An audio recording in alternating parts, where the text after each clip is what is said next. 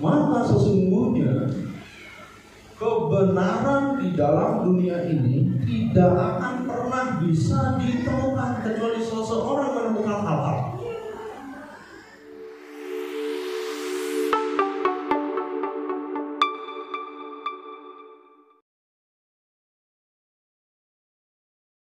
Assalamualaikum warahmatullahi wabarakatuh. Bismillahirrahmanirrahim. Wassalatu wassalamu ala Rasulillah sayyidina Muhammad ibn Abdillah. La haula wala quwwata illa billah. Assalamualaikum ya malikal zaman wa ya imamal makan wa ya qa'inu bi'amri rahman wa ya walidal kitab wa ya na'ibar Rasulillah sallallahu alaihi wasallam. Ya man minas samai wal ardi aidatuhu ya man ahli waqihi kulluhum aidatuhu ya man yanzilul ghaibu bi da'watihi wa yadiru dharru bi barakatihi wa rahmatullahi wa barakatuh. Al-Fatihah.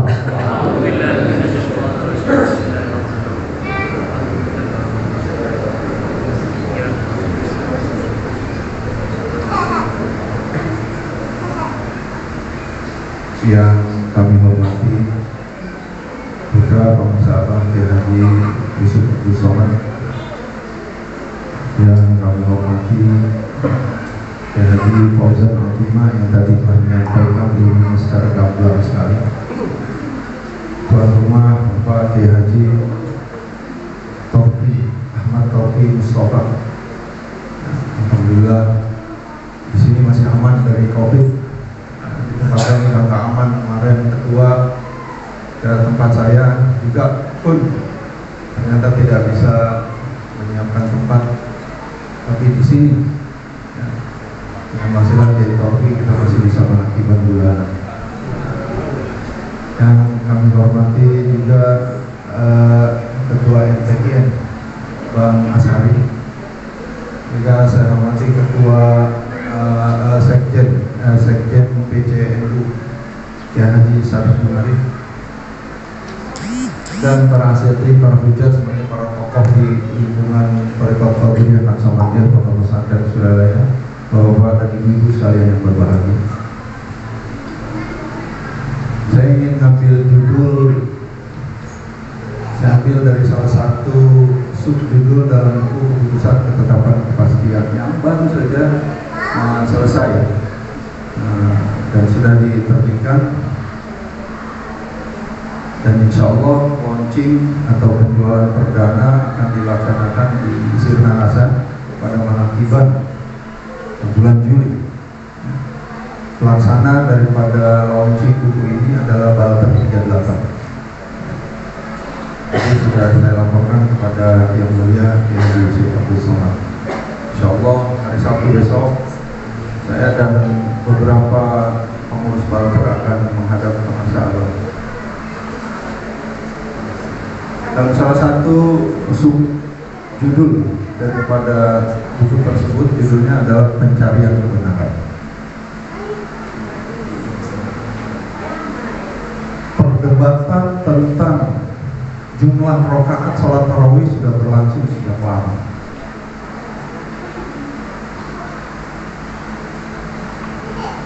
Dan semua perdebatan itu bersumber dari hadis Rasulullah SAW. Sudah sejak lama perdebatan sholat rakaat sholat tarawih, dan semua sumbernya adalah hadis Rasulullah SAW. Pertanyaannya adalah mana yang benar? Maka jawabannya adalah semuanya benar atau semuanya tidak benar. Disadari atau tidak disadari, kebenaran itu tidak ada. Kebenaran itu tidak ada. Bagi seorang Sunni, Syiah itu menyimpang dari agama. Tapi bagi seorang Syiah, Sunni itu menyimpang dari agama. Sunni itu tidak benar. Sunni itu adalah hasil kesepakatan politik setelah wafatnya Rasulullah SAW. Agama kita Islam. Bagi kita Islam adalah agama yang benar. Tapi bagi orang di luar Islam, Agama mereka lah yang benar dan Islam adalah agama yang salah. Bagi seorang penganut Wahabi, Salafi, maka ajaran mereka lah ajaran yang benar. Di luar itu Nahdiyin misalnya salah.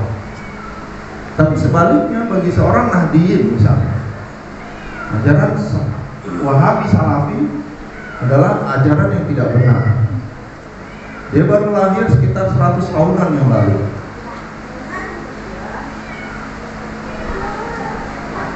Maka dimanapun di dunia ini, kalau kita ingin mencari kebenaran yang bisa diterima oleh semua orang, tidak akan pernah bisa bertemu dengan kebenaran ini. Karena kebenaran berarti di dunia ini, kebenaran adalah persepsi manusia terhadap satu masalah tertentu. Dan persepsi dipengaruhi kepada ilmu yang masuk ke dalam akal pikirannya, atau input yang masuk ke dalam akal pikirannya. Segala apapun yang masuk ke dalam akal pikiran sebagai input akan mempengaruhi persepsinya. Persepsi itu artinya pendapat ya, akan mempengaruhi pendapatnya, yang kemudian berujung pada benar atau salah. Sampai sini bisa dipahami? Oke, nanti ujung-ujungnya akan sampai ke sana. Sehingga kembali saya ulangi statement saya, dimanapun di dunia ini kebenaran itu tidak ada. Kebenaran hanya tergantung pada dari sudut pandang mana kita memandang.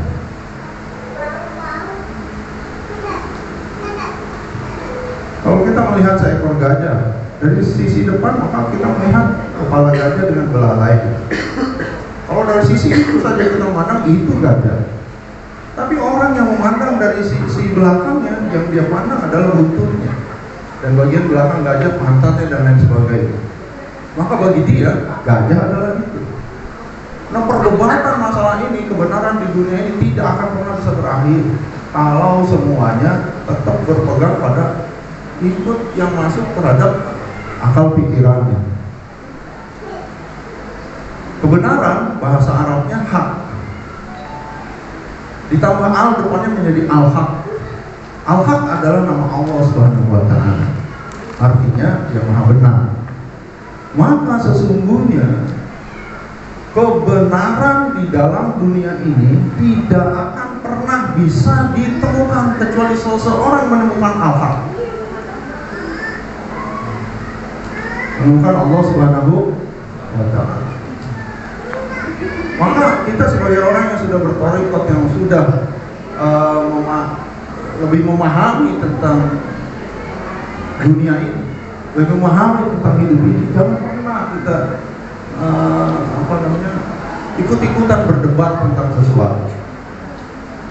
Debat kusir saja, apapun yang diperdebatkan hanya debat kusir saja. Kata si A benar, kata si B salah. Lalu kita mau berdebat, nggak akan ada ujungnya. Karena semuanya dipengaruhi pada input yang masuk ke dalam akal pikiran seseorang. Akhirnya dari ulasan saya semuanya itu, akhirnya saya berkesimpulan kebenaran itu tidak ada sampai seseorang menemukan yang maha benar. Betul. Kalau orang sudah menemukan al-haq atau yang maha benar atau Allah Subhanahu wa ta'ala, maka orang tidak membutuhkan dukungan dari orang lain. Ketika dia telah meyakini apa yang ditemukannya itu, tidak perlu lagi persepsi orang.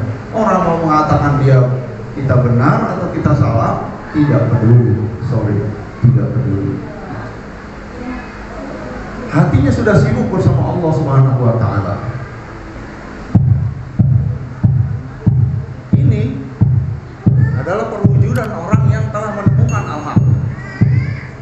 Orang yang hatinya selalu begini, dalam ajaran kita ini harus selalu dilaksanakan setiap saat, maka orang ini telah menemukan Allah. Dan orang ini hatinya sibuk bersama Allah. ketika orang hatinya sibuk bersama Allah, maka dia tidak bisa lagi menemukan kesalahan pada segala sesuatu yang dilihatnya atau segala sesuatu yang didengarnya. Kenapa? Karena semuanya adalah kreasi Allah Subhanahu wa Ta'ala. Dia sudah berada di puncak piramida, maka dia bisa melihat seluruh bagian dari bangunan.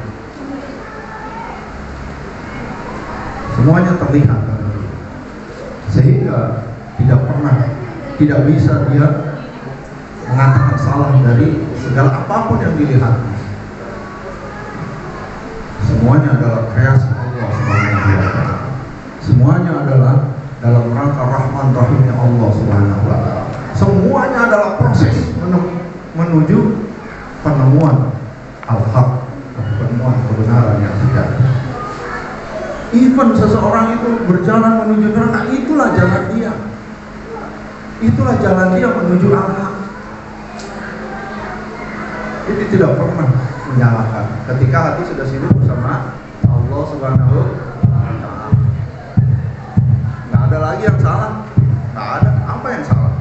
Ada orang mencuri, salah. Kreasi Allah.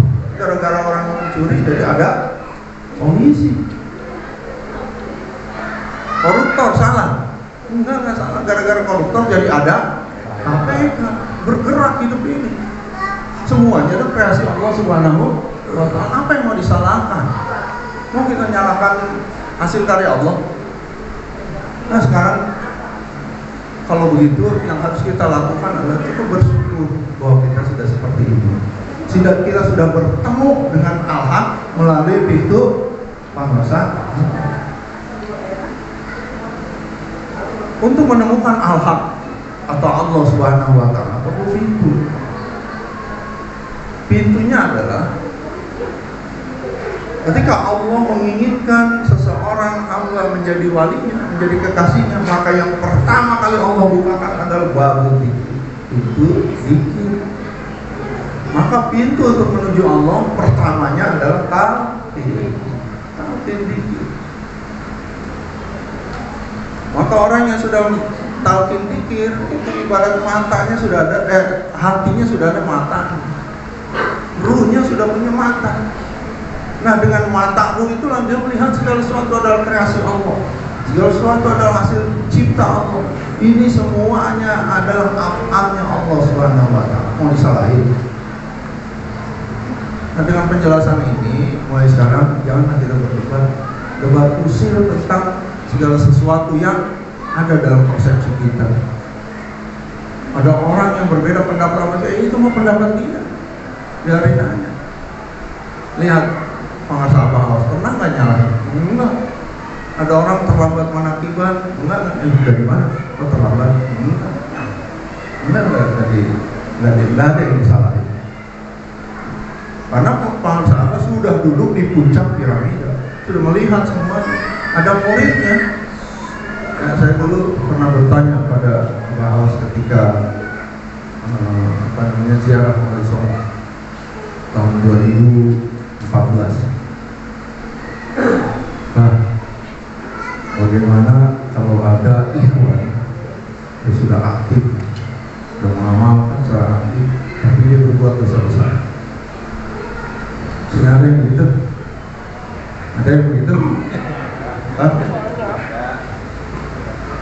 Apa jawab Pak? Kalau sudah bersih dari dosa maka peduli sih. Disalahin orang itu. Kalau sudah bersih dari dosa maka perlu ada di sini. Wah luar biasa kalau saya cerdas. Maka Syaikhul Qadir tentang pentingnya talqin itu sampai secara tegas dalam kitab Sirrul Asrar. Fal wajibu 'alal insan tahsilu tilkal 'aini min ahli al-basair bi ahli talqin min wali mursyid. Maka yang wajib bagi setiap manusia adalah mencari atau untuk mendapatkan mata ruh, mata qalbu, mata batin, cahaya batin, nur Allah. Tahsil tilkal ain min ahli basari. Dari mana ini harus didapat? min ahli basari, dari orang-orang yang sudah memiliki basirah, yang batinnya sudah terbuka. Dengan cara apa kita mengambil itu? Bi ahdi talqin, dengan cara mengambil talqin min waliyam mursyida, dari wali mursyid. Nah, kita harus lebih dewasa hidup kita, cara berpikir kita terkait dengan apa yang tadi saya jelaskan. Gak usah lagi kita berdebat ngapain uang waktunya kerja yang produktif. Ya, perdebatan 37, 38 masih ramai itu, masih ramai. Udah persepsi masing-masing aja. Penting kita sudah menemukan hak melalui pintunya. Masa bahas. Assalamualaikum warahmatullahi wabarakatuh.